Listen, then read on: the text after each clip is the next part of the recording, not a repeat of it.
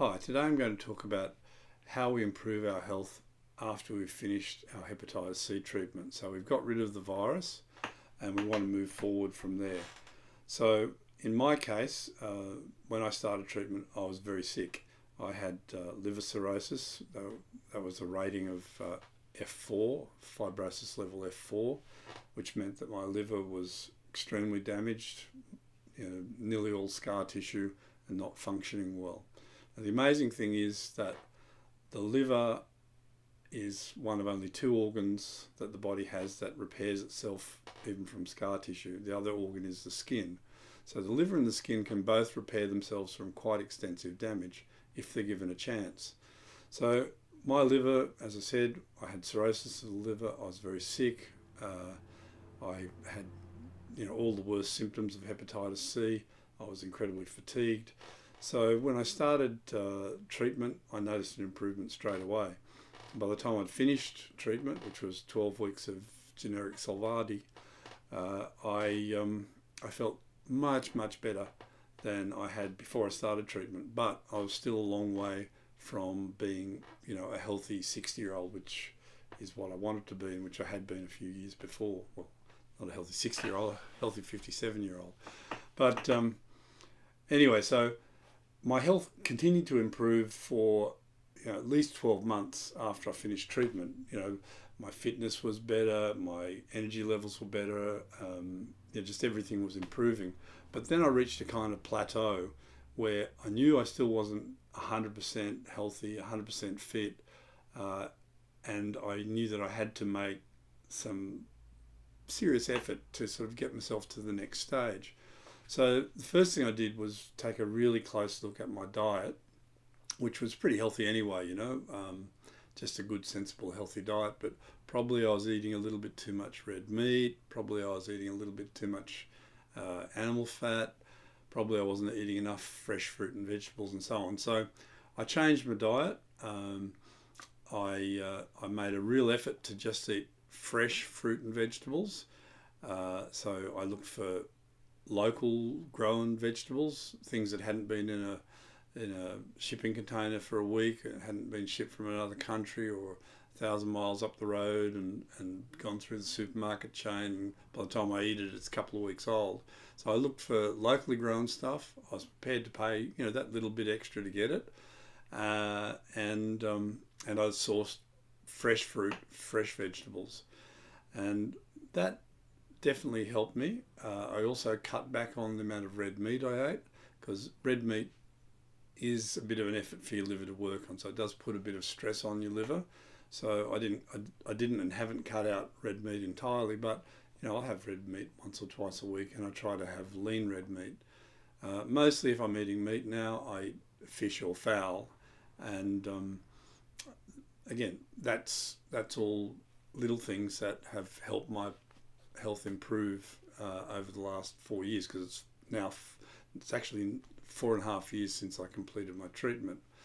The other thing I did, apart from the fresh fruit and vegetables, is I start the morning in a different way to what I used to do. So now I get up in the morning, I have a glass of fresh water, and fiddle around for a few minutes, and then I have a glass of fresh squeezed orange juice. I squeeze the oranges myself and drink that, and then I go for a 15-minute walk. So the idea is that you're getting up in the morning, you're flushing out your digestive system, you're putting some real nutrient-rich, quickly digested stuff into your body. That's the orange juice, and that flushes through your system, through your blood, and gives everything a little charge. And the walking helps with this, because the walking stimulates your blood circulation and it also stimulates your organs. So the organ that we're worried about, which I'll focus on obviously, is the liver. And walking, that action of walking along, if you can imagine it, it just sort of massages the liver as you're walking, because the liver's a big organ. It's sitting under your rib cage there, and walking just massages it and stimulates it and gets the blood circulating. So you're starting off the day in a very positive way. So as far as diet goes, it's just a sensible, healthy diet, whole foods, stay away from junk foods, processed foods, just stick to fresh fruit, vegetables, meats, whole grain grains, so wholemeal bread, wholemeal rice, all that kind of stuff. But it's not a special diet, it's just a sensible, healthy diet that everyone really knows what it is. And the junk foods, the takeaway foods, you just got to avoid those because they really are poison to your liver. So that's diet, just a sensible, healthy diet. And if you can, get up in the morning and have a fresh squeezed juice to start the day with, and go for a little walk if you've got the time. Okay, so that's diet. Now the walking takes me to another thing, which is exercise. There's been a lot of work recently studying the relationship between the organs, the body's organs, and muscle tissue and exercise. And one of the interesting findings that have come up in the last few years is that building muscle tissue actually stimulates regeneration in the organs, even the brain and particularly the liver, but also all the other organs as well. So for someone my age, I'm 65 now, it's really important to build muscle tissue because building muscle tissue sends messages all through the body that they need to be building and regenerating, not decaying and degenerating. Because again, when you're my age, when you're in your 50s and 60s and 70s, the natural tendency of your body is to lose muscle mass. And the same thing is happening with your organs. They're losing tone, they're degenerating rather than regenerating. So there's been a lot of work done about building muscle tissue. So, exercises that actually build muscle tissue. We're not talking about aerobic exercises. We're talking about exercises that actually build a bit of muscle tissue. So, and also, of course, lose a bit of body fat as well. So, in my case, and I've never been a gym junkie, but I bought myself a little home gym kit for $500, and just had a regular routine every day or two, 15, 20, 30 minutes of just, lifting weights and stuff. And wow, that made a huge difference to me, like a really huge difference. It was surprising in my energy levels and so on. So you've got that, the muscle building exercises, you have the diet. And I know a few people post-Hep C who've seriously got into the muscle building side of things, and they've all reported, it's made a huge difference to them, to their energy levels, to their general health. So I'll actually put up a link to a nice story about that later. So you've got exercise of the muscle building kind, but also you've got general exercise, like I mentioned, walking. Walking is super important. Human beings are meant to walk. Before cars were invented, if you wanted to go anywhere, you walked.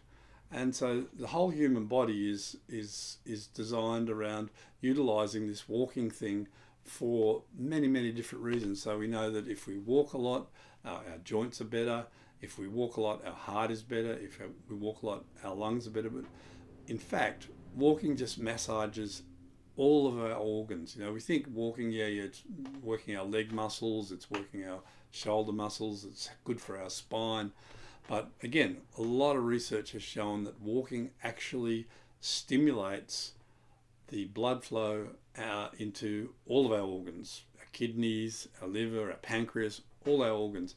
So it's really important to get a good session of walking, not just walking backwards and forwards between the kitchen and the lounge room, but a solid half hour or hour of walking. Now, people say, I haven't got enough time to walk for an hour, But we all sit and watch a television program for an hour. There's always time for that, and we get no benefit or very little benefit from sitting in front of the TV for an hour. But if you go for a walk, you get an incredible health benefit from that. So if you want to make that next jump after the end of hepatitis C treatment, you've really got to change things, because if you don't change things, everything stays the same. So you need to make an effort to make some changes. So diet, exercise, very important. The other thing that's important is just that you're feeling good with yourself. So I also introduced a short period of mindfulness meditation into my day. So I spend about 15, 20 minutes just sitting quietly and finding my inner calm, because again, tension and stress, it's a killer on all different levels. So if you want to make a change, if you want to make that next level of good health, you've really got to make the effort and make some changes. If you make little changes to your diet and stuff, you'll get benefits. If you make bigger changes that include exercise, diet, general lifestyle changes, you get more benefits. The last thing is the importance of getting out into the fresh air. So that's the other benefit of walking. Getting out into the sun, getting out into the fresh air, and getting sunlight on your skin. Like, I work in my garden whenever I can, and if it's a sunny day, I take my shirt off and get a bit of sun on my shoulders and my back.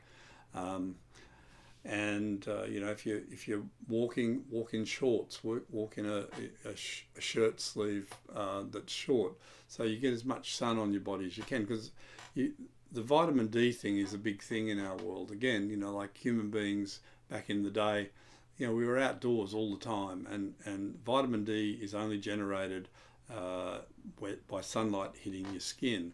And that worked fine when we were outside all the time and probably running around, naked, or, in a animal fur or something like that. But nowadays we're inside nearly all the time, so we're not getting direct sunlight on us, and we got clothes on when we go outside. So the vitamin D thing is important. I personally just like to get it from the sun, but if you're in a situation where you can't whip your shirt off and run around outside for half an hour and get sunlight on you, then get a vitamin D supplement. Vitamin D is really important for lots of different things, including muscle regeneration. So, a lot of people have muscle degeneration. They lose muscle mass, and a lot of that's tied up in vitamin D deficiencies.